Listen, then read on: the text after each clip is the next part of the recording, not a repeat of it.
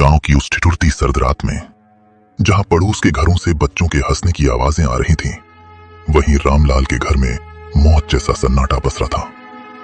रामलाल, जिसने कभी बड़े बड़े भोज में राजाओं की तरह 56 भोग परोसे थे, आज अपनी ही बहू की जली हुई और सख्त रोटियां निगलने को मजबूर था। किस्मत का खेल देखिए, जिस हाथ ने सबको खिलाया, आज वही हाथ कांप रहे थे। थाली को पैर से जमीन पर घसीटते हुए, लो निगल लो इसे, सारा दिन खटिया तोड़ते हो, कम से कम ये जली रोटियां तो खा ही सकते हो। और सुन लो बुढ़े, कल सुबह सूरज निकलने से पहले आंगन चकाचक साफ मिलना चाहिए। मुफ्त की रोटियां तोड़ना बंद करो। तुम्हारी इस खांसी और मनहूसियत ने घर का सुकून छीन लिया है। बेटी, गला सूख रहा है, अगर थोड़ा सा गुड़ का टुकड़ा मिल जाता तो ये सूखी रोटी अंदर उतर जाती। गुड़ चाहिए इन्हें?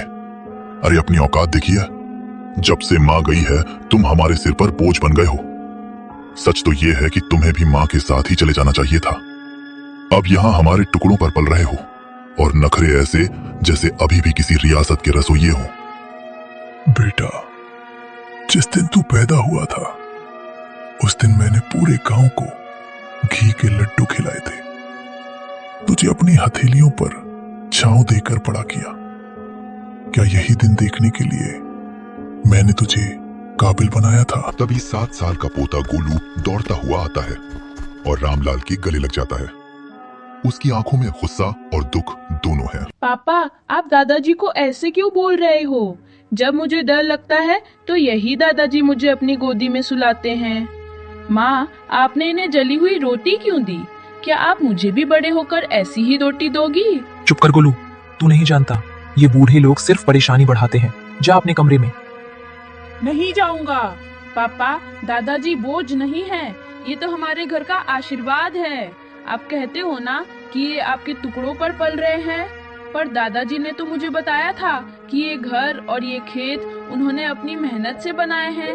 फिर ये आपके टुकड़े कैसे हुए? गोलू, तू छोटा है, बड़ों के बीच मत बोल। रामलाल का दर्द तो फिर भी खुले आसमान के नीचे था, जिसे हवाएं सहला देती थीं, पर नेकी राम की सिसकियां उन 4 दीवारों के पीछे दम तोड़ रही थीं, जिन्हें उसने खुद अपने पसीने से सींचा था।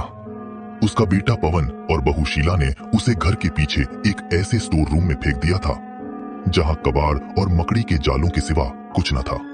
उस अंधेरी कोठरी में नेकी राम का वजूद भी उस पुराने सामान जैसा हो गया था जिसे अब कोई छूना नहीं चाहता। शीला, उफ, कितनी सड़ांध और बदबू आती है इस काल कोठरी से। पवन, कल इस बुढ़े के बर्तन एकदम अलग कर देना। मेरे बच्चों को सख्त हिदायत है कि इनके हाथ का छुआ पानी भी ना पिएं, कहीं कोई बीमारी ना लग जाए।